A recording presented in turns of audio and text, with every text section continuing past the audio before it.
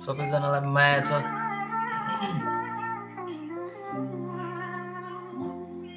यो झोलीभर माया तिमीलाई जाँदैछौ रे पराई घर, श्रीमानको आँगन टेक्यो भेट्न दिन्न अधिकार।